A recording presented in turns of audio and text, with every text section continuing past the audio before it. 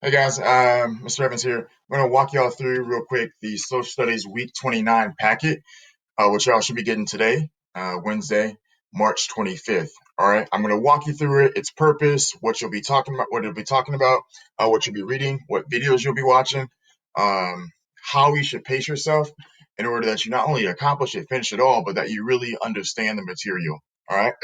Remember, we left off third quarter talking about World War I and how the U.S. Didn't want to be involved in the war. Let the those in Europe, the powers that be, let them go at it. But once they sank Lusitania with their U-boats, once they kept on sinking the U.S. ships, and with the Zimmerman telegraph, that really forced, there you see Lusitania, that really forced the U.S. hand to get involved in World War I. All right. And so essentially we pick it up there. All right. And so this packet is going to refer to U.S. entering World War I, what effect it's going to have on the U.S., what effect it's going to have on Americans, what effect it's going to have on the war itself. All right. And it'll also look at, all right, the war ends. Now what? All right. What happens to end the war?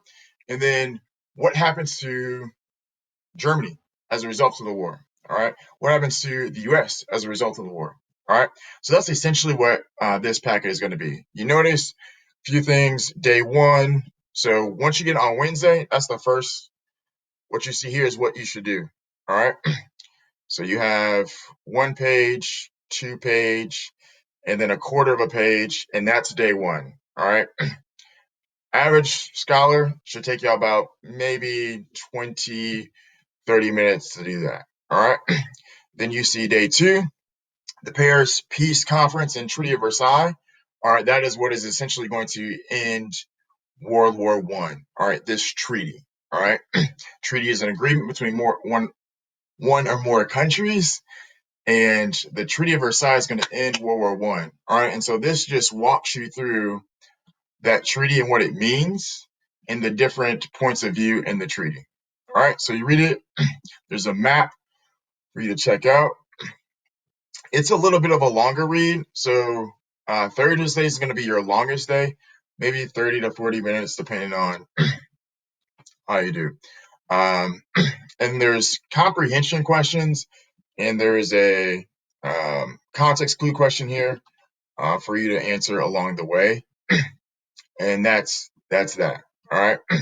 So day two again starts on page, what is that? Page 4. Read the text. There's a map.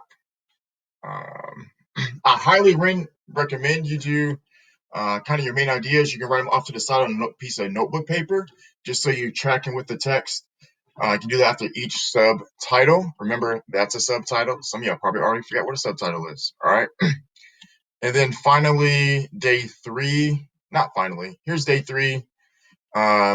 Treaty of Versailles. There's this thing called the League of Nations, which is essentially, not to spoil it for you, but it's a group of nations, countries coming together and trying to figure out how to make the world have peace. All right.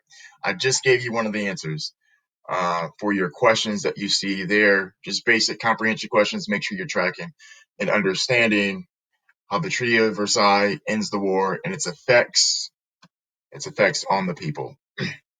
All right. Day 4 will be for Monday. Watch a video. You click here, pull up this video, and there's just write down 5 facts. All right. And the facts basically just entail how does the U.S. what involvement does the U.S. have in World War One based on the video. It's slowly pulling up. There we go. I'm not going to go over it because there's obviously you can see the ad, but watch it, jot down 5 facts based on the video, and then boom. Then you watch the rest of the video for your enjoyment. All right. And then day 5, whatever you didn't finish, go back and finish it. All right. And I've also included several different videos for y'all to check out. One's on summary of World War One, life in a trench. So when they're ducking down low and they're in the trench, like what is that like? We watched a video earlier on it, but just in case you forgot, you really want to check out some cool history. There it is. Woodrow Wilson's 14 points. Remember, Woodrow Wilson is the president at this time.